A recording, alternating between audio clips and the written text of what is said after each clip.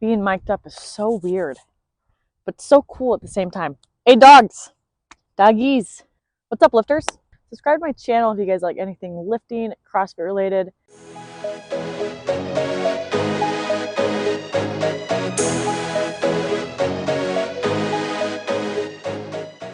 Very simple topic today.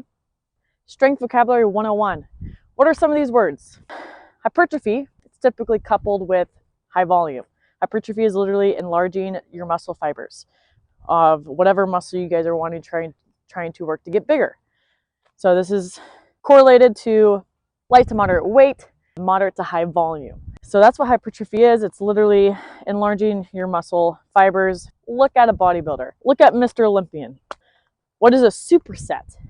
A superset is correlated to basically just having multiple movements be in one given set. So example is a 5x5 back squat. 5 sets of 5 back squats. So one set literally means you do 5 back squats, which is one movement. If I had you do 5 sets of 5 back squats with 10 lunges, that's a superset.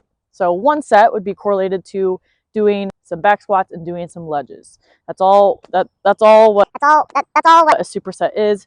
You can make a superset as little as small as you want, at least 2. If you wanted to do 10 movements in a superset, feel free, go for it. What is deload? It is very important in strength work. It reduces our risk of injury, our risk of overtraining, and a few number of things, but all this means is it is correlated to a deload week. Deload basically means that you are doing less volume, less reps, just not as high intensity. In strength programs, you're building your body up. At some point, if you just kept doing that, you're gonna hit a plateau. Deload minimizes that plateau. You're building yourself up, you take a deload week, and then you build yourself back up. That's usually when PRs happen. We improve our 1 rep max, things like that. From there, what is a complex? Complex can be a lot of things. It's definitely used in weightlifting, doing multiple different movements in a given set. It's very similar to what a superset is, with the same equipment that you are using at that moment. A great example of a superset is something where you have a snatch, you're doing snatch deadlift, hang power snatch. Maybe you reset and do a hang squat snatch, and then you do an overhead squat. That's a complex.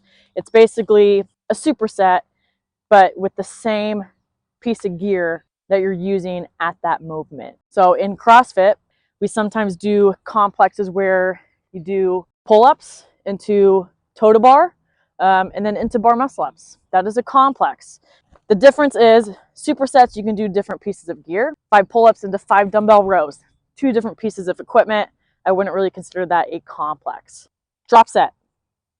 Drop setting. A drop set can mean a few things. Bicep curls, for example, they'll just go to failure at one set or failure at one weight, and then they'll drop it down. Failure at a lighter weight, drop it down. Failure at a lighter weight, keep going to how light you want to go. They'll consider that one drop set. A drop set just means you're dropping weight, sometimes even just dropping volume, and then that is completing your one set. Definitely a burner, just a lot of volume, trying to get a lot of volume in. That goes on to my next thing, which is going to failure.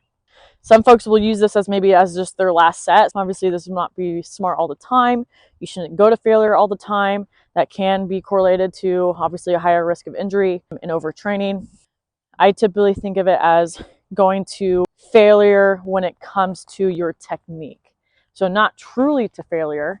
You're not going to do max back squats until you literally are at the bottom and can't complete one.